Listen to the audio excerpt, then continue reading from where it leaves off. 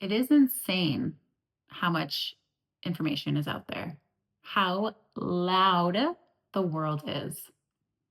You could know the answer to anything in a second. You can actually have thousands of answers to the same question in seconds. And it is just an overwhelming, overstimulated world that we are living in. And while, yes, it's amazing because we have access to literally everything and anything we could possibly imagine. And yes, that's great. Yes, we have a bunch of information at our fingertips and we can educate ourselves. But then on the flip side, it actually gets so loud sometimes to the point where we don't even hear our own voice. We don't even get to tune into our own intuition because naturally we seek outward. We look externally for answers without checking in what our answer is. Having so much information is great, but it also overstimulates the mind and the body, creates exhaustion, and it also disconnects us from our truth, our voice, our knowing. I don't know if this has happened to you before, but I use ChatGPT. And sometimes as I'm typing out a question, my intuition nudges me being like, why are you typing? Like, you know the answer. Why are you typing this? Or like, you don't have to look externally. You literally just have to like ask what's in here. And I've had those moments where I'm like typing something, intuitively knowing I don't need to be typing this because I already have the answers. And it's funny because sometimes when I feel that intuitive nudge to like just delete everything I typed, sometimes I follow it. I like delete everything and then I actually end up finding the answer myself, like feeling into the answer myself. And the times when I just kind of like ignore my intuition and just type in the question anyway, just because I want to see what ChatGPT says, I'm not satisfied with the answer I'm given. And then I end up finding it myself internally. So it's funny how even when we look for knowledge, sometimes we could feel internally like you don't need to look outside of yourself. You have the answers within.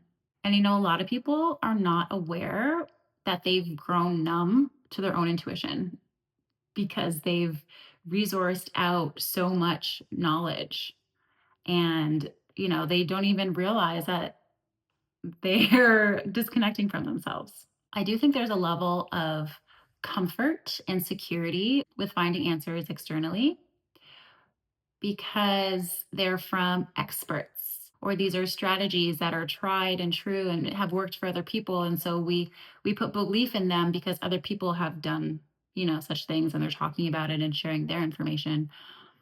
And there's something about that confirmation, that security when we hear something from an expert.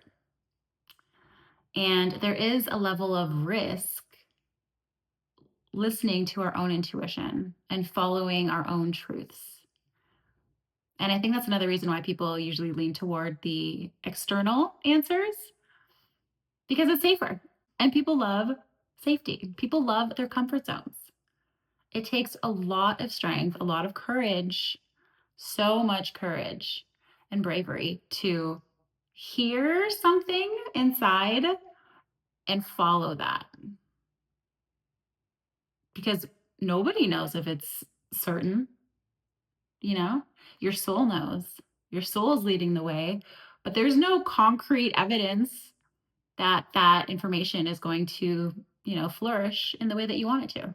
And the only way to get better at listening to your intuition and trusting your intuition and making decisions based on what, your body's telling you to do, that all takes practice.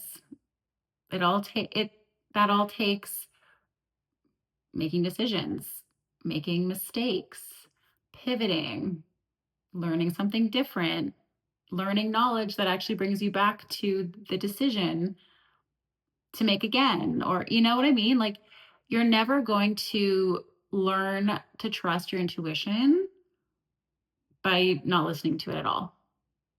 You have to take the steps and stumble and fall and get back up. And when you do stumble and fall, when you listen to your intuition sometimes, it's all in divine plan. It's all redirecting you to your path. And so if you're truly listening to your intuition and following what your body is guiding you towards, you're always going to win at the end of the day. It's always going to be beneficial for you, even if it doesn't look like it in the beginning, even if it scares the living crap out of you. And also, which is a whole other video, is learning to distinguish the voice between fear and intuition. Is it your fear voice that's telling you to make that decision? Or is that your intuition voice that's telling you to make that decision? Or giving you that insight or whatever that is? Is that fear or is that intuition?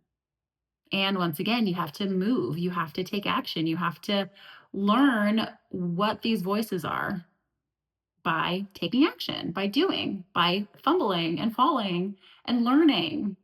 Like maybe you'll take action on that fear voice. And through that experience, you learn that that was actually not your intuition, that was fear. And so then the next time that voice comes around, you can learn, okay, you know, is this fear or is this intuition? And on the flip side, perhaps your intuition speaks and you make a decision based on that. And you notice how freeing it felt after you made that decision. How awesome you now feel after taking that decision. Then you can start to notice, okay, that was actually my voice of intuition, noting that for next time that voice shows up or that sensation shows up. There have been so many times when I get an intuitive hit that I'm scared to do, and I do it, and it feels so good after. It might have been hard to get through, very emotional to get through, but once I was on the other side of it, it felt so relieving. So, in this loud world that we live in, make sure to take some time for yourself. Make sure to disconnect from social media, from Google, from ChatGPT, disconnect from, TV, from phones, iPads, everything. Come back to yourself. Come back to nature. Come back to your body. Through many different modalities, there are ways to come back to yourself. And maybe you want to make this a daily practice, putting technology out for an hour or two a day if you can, or maybe just on the weekends, putting your phone away. And I also challenge you and invite you, when you do have an inquiry come up or when you do want to gain information about something, instead of going for your phone and Googling it or asking ChatGPT, I invite you to ask yourself first. Ask yourself first. And that's how we can slowly begin reconnecting with ourself and our voice, is disengaging from the loudness, from the chaos, from the overstimulation, and just come back to self. Come back to self. This journey of life, honestly, is all about coming back to ourselves, relearning who we are, coming back home to who we truly are. And if that excites you, that journey of coming home to yourself, if that interests you, if that feels aligned with you, to journey deeper into learning more about yourself and coming home to yourself, I created a workbook called the Self-Abandonment Audit, which I'll link in the description below. And it's an amazing workbook for self-awareness. We dive into the realms of health, of relationships, and of wealth, money, and learning where we abandon ourselves in these three areas of our lives. And if you feel like that journey would support you, go ahead, click the link. And if not, I hope you enjoyed this video. Give me a like if it resonated. And remember to be gentle with yourself, reconnect with yourself, and block out the noise of the world. Come home to yourself.